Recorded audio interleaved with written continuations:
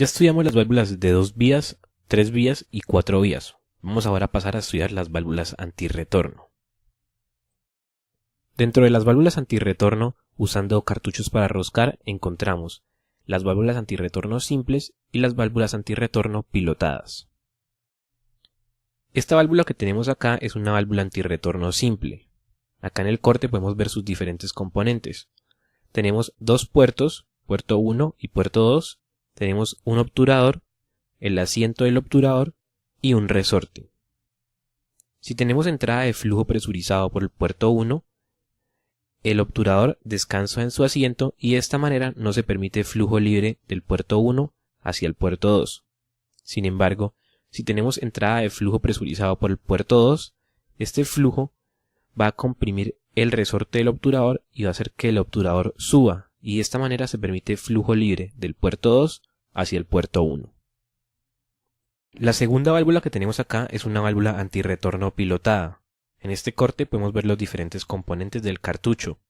Tenemos un obturador con su asiento y su resorte, tenemos el puerto C, el puerto B y en la parte inferior tenemos el puerto de pilotaje. Este puerto de pilotaje va a accionar un pistón piloto que es el que vemos en esta parte. Si tenemos entrada de flujo presurizado por el puerto C, este flujo va a ocasionar que el obturador se ubique contra su asiento y de esta manera no va a haber flujo libre de C hacia B. Por otro lado, si tenemos entrada de flujo presurizado por B, ese flujo presurizado va a ocasionar que el obturador se eleve, comprima el resorte y de esta manera se genera la condición en que si hay flujo libre de B hacia C. La siguiente condición es cuando se aplica presión en el puerto piloto. Cuando se aplica presión en este puerto, este pistón piloto va a elevar al obturador de la válvula, comprimiendo el resorte y de esta manera va a quedar conectado el puerto C con el puerto B y de esta manera sí es posible que haya flujo libre de C hacia B. Para finalizar con el control de dirección vamos a revisar las válvulas selectoras. En esta imagen tenemos el corte de una válvula de cartucho para roscar utilizada como válvula selectora.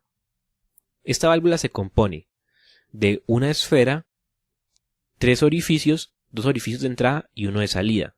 El primer orificio de entrada está ubicado en la parte superior y el segundo orificio de entrada está ubicado en la parte inferior. En la parte del medio encontramos el orificio de salida. Además de esto, tenemos 2 asientos para la esfera, un asiento en la parte superior y un asiento en la parte inferior. Si tenemos entrada de flujo presurizado por la entrada superior, tenemos que este flujo va a ocasionar que la esfera se ubique contra el asiento inferior y de esta manera se permite flujo libre de la entrada superior a la salida y la entrada inferior quedaría bloqueada. Por otro lado, si tenemos entrada de flujo presurizado por la entrada inferior, tenemos que la esfera se ubica contra el asiento superior y de esta manera tendríamos flujo libre de la entrada inferior hacia la salida y la entrada superior quedaría bloqueada. Acá en esta parte podemos ver el símbolo gráfico de una válvula selectora. Este tipo de válvulas son utilizadas en transmisiones hidrostáticas de circuito cerrado para poder refrigerar el aceite.